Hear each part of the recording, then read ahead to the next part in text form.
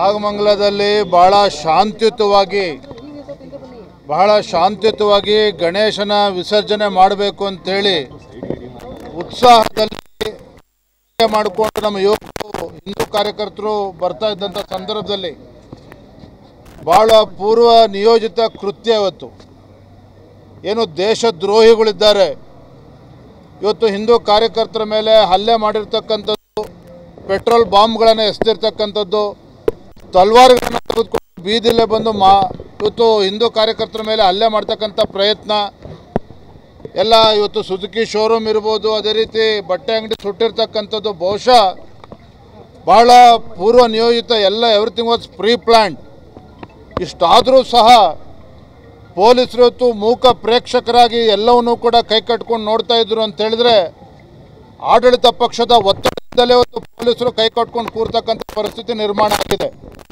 ಹಿಂದೆನೂ ಕೂಡ ಕೆರಗೋಡ್ನಲ್ಲಿ ಭಾರತ ಹಿಂದೂ ಧ್ವಜವನ್ನು ಇಳಿಸ್ತಕ್ಕಂಥ ಕೆಲಸನೂ ಕೂಡ ಮಾಡಿದ್ರು, ಹನುಮ ಧ್ವಜವನ್ನು ಇಳಿಸ್ತಕ್ಕಂಥ ಕೆಲಸವನ್ನು ಮಾಡಿದ್ರು.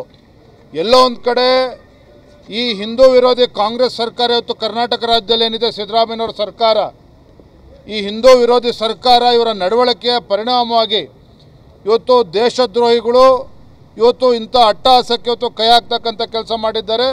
ಇವತ್ತು ಹಿಂದೂ ಬಟ್ಟೆ ಅಂಗಡಿಗಳು ಆಸ್ತಿ ಪಾಸ್ತಿಗಳು ನಷ್ಟ ಉಂಟು ಮಾಡ್ತಕ್ಕಂಥ ಕೆಲಸವನ್ನು ಈ ದೇಶದ್ರೋಹಿಗಳು ಮಾಡಿರ್ತಕ್ಕಂಥದ್ದು.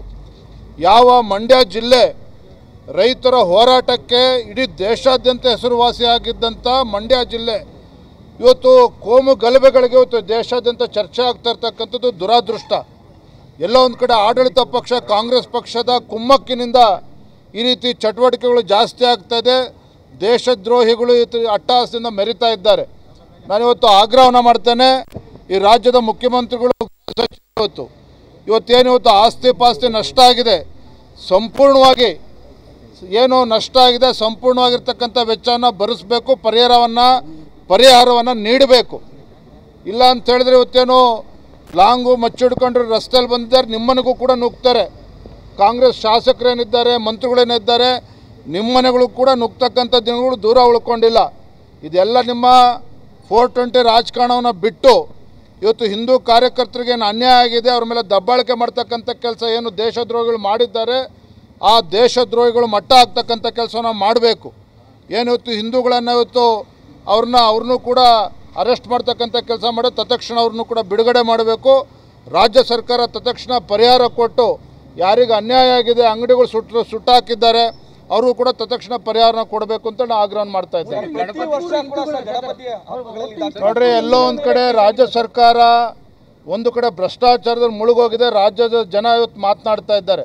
ಈ ಭ್ರಷ್ಟಾಚಾರದಲ್ಲಿ ಮುಳುಗೋಗಿರ್ತಕ್ಕಂಥ ಕಾಂಗ್ರೆಸ್ ಸರ್ಕಾರ ಈ ರೀತಿ ಕೋಮು ಗಲಭೆಗಳಿಗೆ ಕುಮ್ಮಕ್ಕು ಕೊಡೋದ್ರ ಮೂಲಕ ಇವರು ಎಲ್ಲೋ ಹಿಂದ್ಗಡೆಯಿಂದ ಇದಕ್ಕೆ ಬೆಂತಡ್ತಕ್ಕಂಥ ಕೆಲಸ ಮಾಡ್ತಾ ಇದ್ದಾರೆ. ಪರಿಣಾಮವಾಗಿ ಇವತ್ತು ರಾಜ್ಯದಲ್ಲಿ ಹೆಚ್ಚೆಚ್ಚು ಇಂಥ ಘಟನೆಗಳು ನಡೀತಾ ಇರ್ತಕ್ಕಂಥದ್ದು.